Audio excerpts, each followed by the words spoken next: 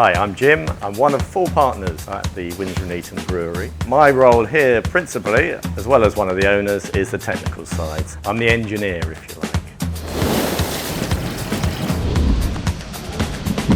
We started in 2010. Now, the start of it, really, I would say, is Will and Paddy. They had an opportunity 8 years ago to look at starting a brewery. They then contacted myself and Bob.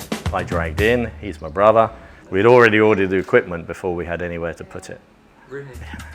If you don't use hoses to link all your different vessels together, you have to use stainless pipework, lots of valves, and a much more complicated regime for cleaning, what they call clean in place. How do you clean every piece of pipework, every little valve, etc.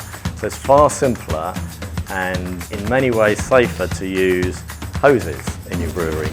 Currently we are particularly busy because of the wedding that's occurring in Windsor between Prince Harry and Meghan Markle, and that's generated enormous interest in Windsor, not in particular, but the brewery itself. What a small brewery does as opposed to some of the larger enterprises. For many of those guys, actually a hose is just a hose. A hose isn't a hose, it is the tube along which your product passes. And beer, after the stage it's been boiled, is very susceptible to infection. So you must have clean hoses or pipes. We have a few other hoses in the plant which transport some of our chilled fluids, which also transport steam. And of course, the choice of that hose has different requirements. Gary's been here a number of times and bounced a few ideas off myself and Paddy, the head brewer.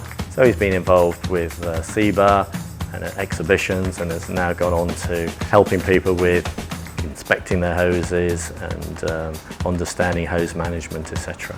What is the process? There are 4 ingredients, which is barley, hops, water and yeast. Number 1, to ferment beer you need a source of sugar. So no sugar is added in traditional beer. That sugar comes from barley. What happens is all the starch gets converted into sugar. That liquid, which you drain off from the barley, is called wort. You boil that wort to develop flavours, drive off volatiles you don't want, and then you cool it down, put it into what is called a fermenter, a very clean stainless steel vessel in our case. At that point you add the magic ingredient, which is yeast. We continue to expand our brewery and the quality of our products, literally around the world.